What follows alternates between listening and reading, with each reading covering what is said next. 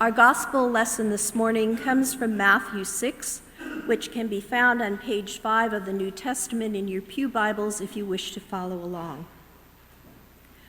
When you are praying, do not heap up empty phrases as the Gentiles do, for they think that they will be heard because of their many words.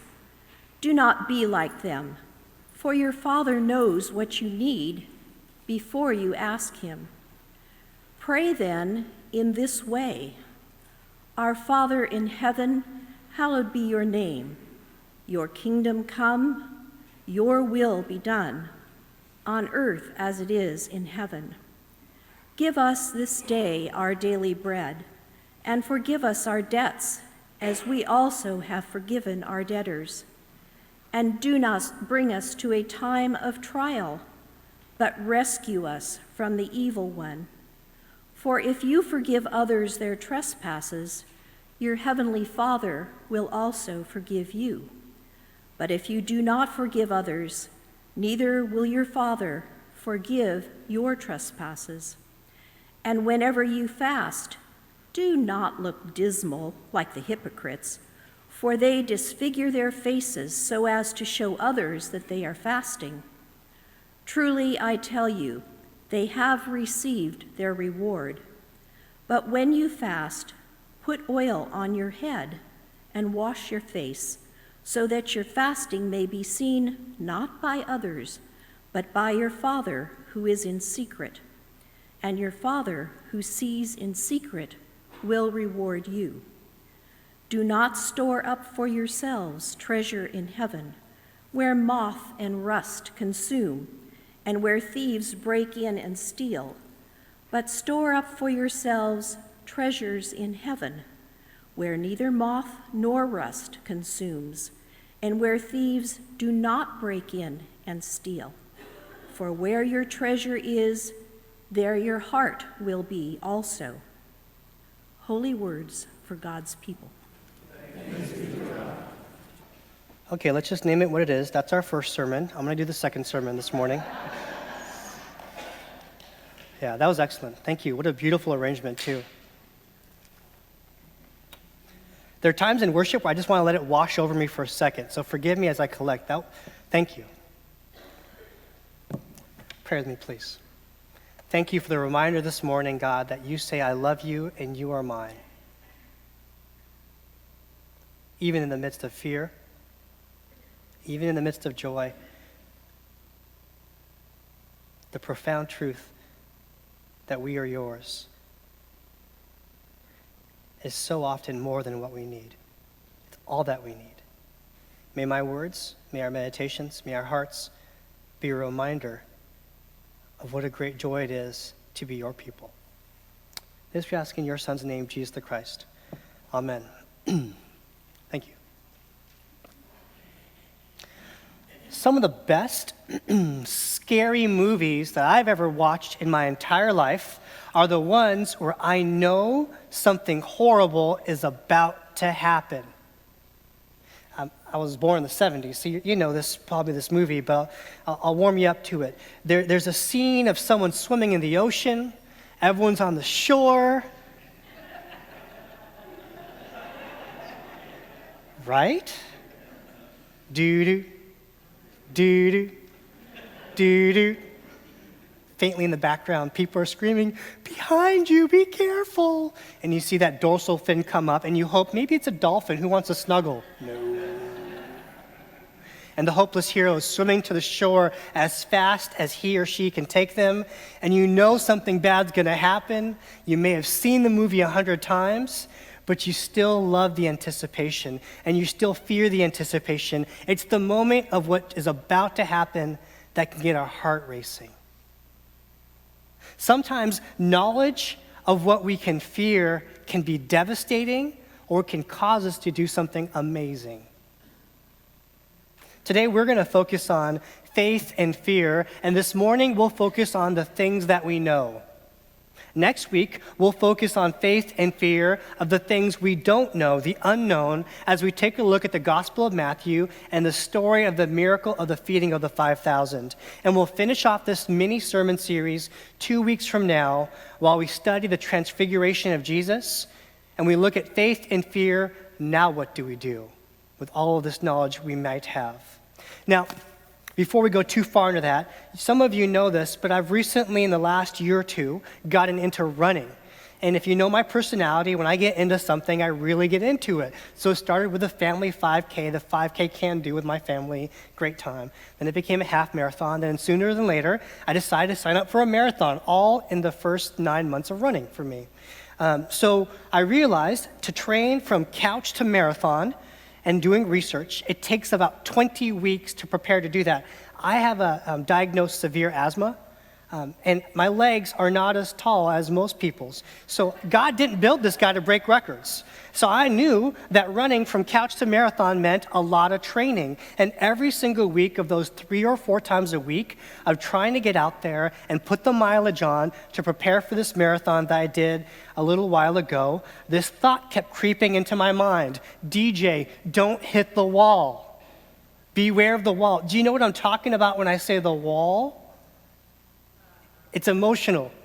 It's physical. It's the wall. One of my friends who helped coach me through this, who ran in college, said, DJ, it's not a matter when you're running that far, 26.2 miles, of if you hit the wall. It's a question of when you hit the wall. I remember during my last marathon, the only marathon I've ever run, the moment I actually hit the wall. I was 23 miles into the race. I could hear in the distance people cheering for those who had just finished. My attitude was not great because I was like, oh my gosh, 3.2 miles to go. And I thought, man, I haven't hit the wall yet. This is the furthest I've ever run. As I'm spacing out, because I'm running so far, 10 meters ahead of me, a person who I've been tracking the whole time and pacing collapses and hits the floor. Paramedics were there because for some reason, people who put on marathons know miles 22 to 26, you have to have a lot of paramedics ready to care for people. And just as I'm watching that person being cared for, as I'm slowly passing that person by, just a few minutes later, somebody else hits their wall and their legs give away from them and they collapse.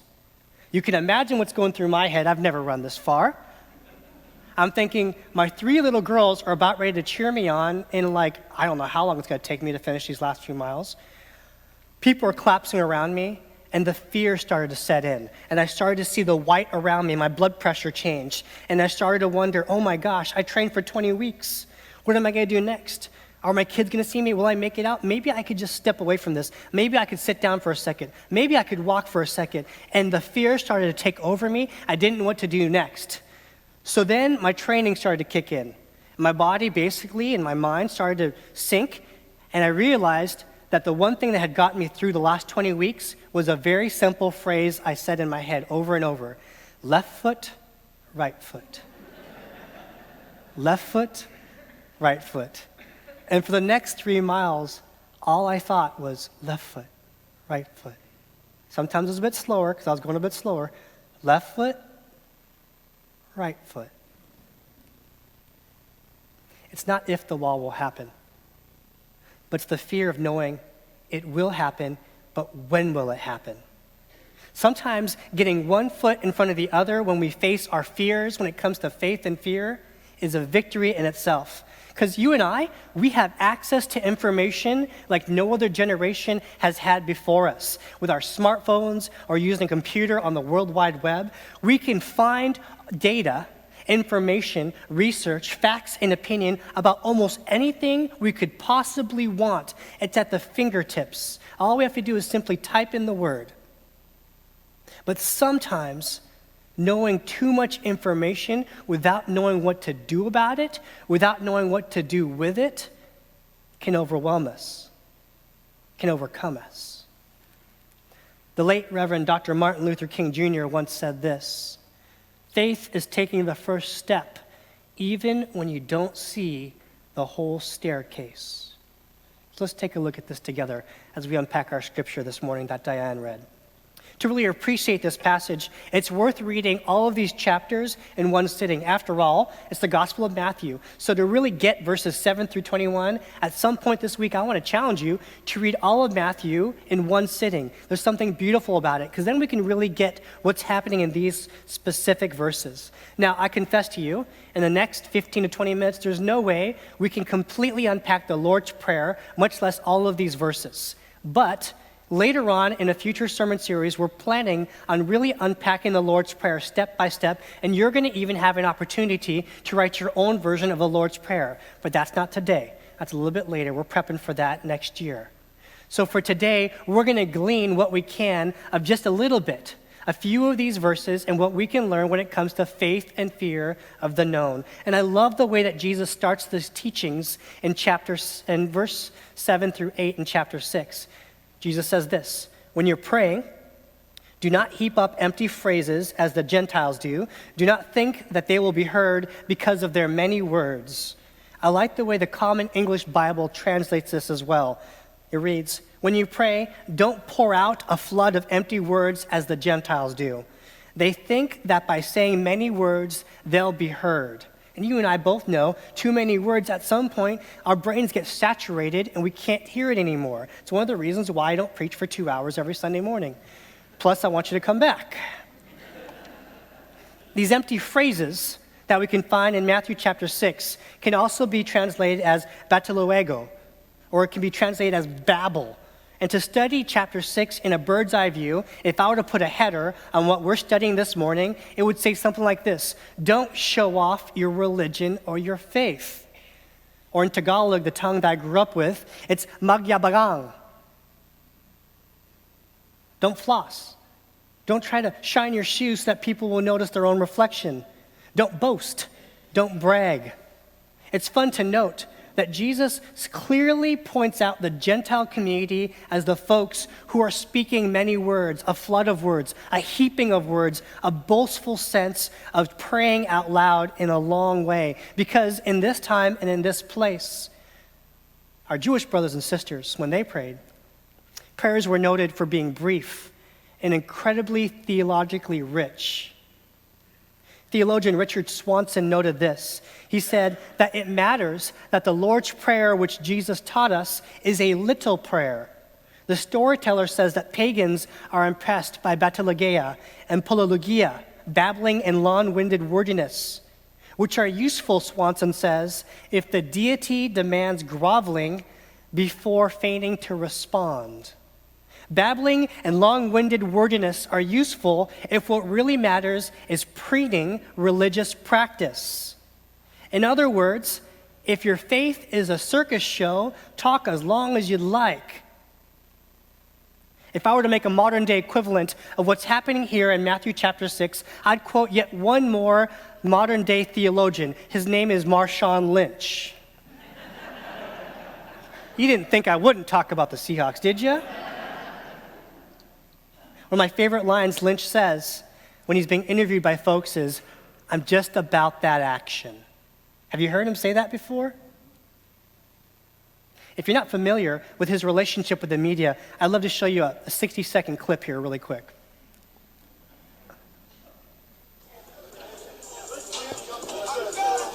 What can you say about how you guys battled, especially with the pressure they were bringing up front in the third quarter to really break through with the runs you had? I'm thankful. Talk about your performance in the second half, the big run. I'm thankful. Marshawn, can you tell us a little bit about the team approach to this game? I'm thankful. When's your next charity event? I'm thankful.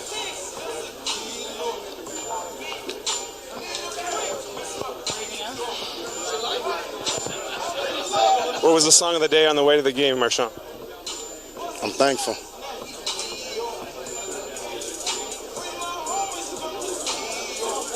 Thank you. It seems that most people have an opinion about how Marshawn Lynch should or should not behave as a professional football player, as a role model, or as a businessman, or pretty much any category we can think of this young man. The one category I think of the most when I see clips like this and I read the transcripts of how he interacts with the media is that he is 28 years old. For pastors like Pastor Lee and I, if you're 28 years old, you're considered a young adult in our church. The week that Marshawn Lynch turned 21 years old, he received a $3 million check as a signing bonus because he was drafted 12th by the Buffalo Bills, and a $19 million contract, $10 million of which was guaranteed no matter what would happen after he signed his name on that letter. That's a lot of money and a huge spotlight no matter how many coaches, no matter how well articulate you are, and certainly no matter how athletic you are. Some people, they seem drawn to the media and they seem drawn to the microphone. My boy, Russell Wilson, I love this guy. It seems like he was made to stand in front of a pulpit like this and speak words, doesn't he? He's cool, he's calm, he's collected. Every question you ask him, it seems like he thought about it for years. And he's got that cool smile saying, everything's under control. Earl Thomas, one of our defensive players, there's nothing fun about the guy. I'm not sure if he's ever told a joke in his life. His intense personality is coupled with his lack of humor. And who can forget Richard Sherman and the many ways that he speaks power and truth without fear or any consequence when he interacts with the media. These guys know how to relate to the media. They know what they're doing. And Marshawn Lynch loves to respond, I'm just about that action. Why does he act this way? I tried to research this week. Oh, by the way, thank you for letting me as a pastor research Marshawn Lynch as a sermon. Did some reporter at some point in his career burn him? Did he say something and it was blown out of control and now he doesn't trust the media? I couldn't find anything like that. Is he a marketing genius and he knows that interacting this way will put him to the spotlight even more? Does he have a fear of public speaking? Is that why he wears the mask and the hoodie? I don't know. I'm not sure why he interacts with the media the way he does. And lots of people have lots of opinions and guesses, but I'm not sure that there's an authoritative reason and definitive reason why he does what he does. But we know is this: he's asking, for the most part, we as the community and the media to judge him by what he does on the field. Yards after contact, touchdowns, causing earthquakes, and the 12th fan and breaking tackles. He's asking to be judged by his actions. And bear with me here. I wonder if that's exactly what Jesus was alluding to if we look at the breadth of Matthew chapter 6. The difference between magbayabang, this boasty or showiness of religion, and actually acting is critical to what Jesus is talking about. Don't let other people see what you're doing. Do it. If you're going to pray, pray. Even hide it. The real life decisions to make our lives, our discipleship, mean something is one of the reasons why Jesus shared these teachings, one after another, about a righteous life, which is the core of what these verses are about. It's not about gaining access to heaven. It's not about being well respected in our community. It's about being right before God and in God's presence, our one true audience. In a day and age where people then and now are getting caught up in lofty prayers that simply sound good, Jesus is pointing to the heart of what prayer is. In times of peace, pray like this: Our Father who art in heaven. In times of war, pray like this: Thy kingdom come, thy will be done. In times of strife and you don't know what to say, pray like this: Forgive us of our trespasses as we forgive those who trespass against us. At the essence of it, it's seeking God's presence beyond myself. Many of you know that we're in the middle of a Super Bowl challenge to fight human trafficking. Human trafficking, if you're unfamiliar with this phrase, it means to trade humans for sexual slavery or forced labor or some type of exploitation against a person's will. Now, why would we do that at this time of the year, in the Super Bowl? Well, first, we may never, ever, ever make it back to the Super Bowl again, so let's enjoy this time, shall we? It's true. We're from Seattle. How many championships do we have? Foremost, we do this because the Super Bowl happens every year, but human trafficking happens every single day. Fighting human trafficking is a big and ambiguous thought. It feels so big that we may not even want to grasp it. It's kind of like saying the war on drugs. It's almost too complicated to know where to begin. After all, human trafficking generated, a couple years ago, $32 billion in known revenue, which translates every day to $87 million at the cost of children and women and the marginalized and people. It's second as a known trafficking industry only to drug trafficking. Now, if I were to ask any single one of you, do you believe that human trafficking actually happens? I feel fairly certain you would say yes. We know it happens. If you've lived in Bothell for more than 3 years, you probably remember a recent incident that happened just down the street from where we are this moment. We know it happens where we live, where we work, where we play, and where we learn. In talking with Seattle Against Slavery Executive Director Robert Beiser, I asked him, hey, brother, we did this last year. We raised money, which is great. We're trying to raise $12,000 for the 12th fan this year. But somewhere in my heart, I feel like giving money isn't enough for us anymore. We want to become more engaged in what's happening here. So I asked him, what can we do as people from Bothell United Methodist Church? And Beiser said this, it begins by not just saying, I don't agree with this, but saying, no one should agree with this. I don't think others should buy others because there is an inherent risk in what we do here. And one of the ways that you and I are responding is we're putting up posters in our community. As you heard, we know of 55 of these posters that are in our communities. There's a lot more that are still going through the vetting process. That doesn't count Congresswoman Del Bene's office that has a dozen posters as a resource. It doesn't count the fire departments or the school districts we're talking about. What we know is this, these posters have led to data that shows that they can actually save lives with this. So I want you to know that later this year, we are working with Seattle Against Slavery to bring them out as a networking opportunity to work with our denominations and our interfaith council to talk about what is happening in the places where we live, work, play, and learn. 55 posters. I'm not sure if we'll find out exactly what any one of these posters will do, but what we know is this, if one life is freed from this, it's absolutely worth it. I'm not sure anyone would argue that.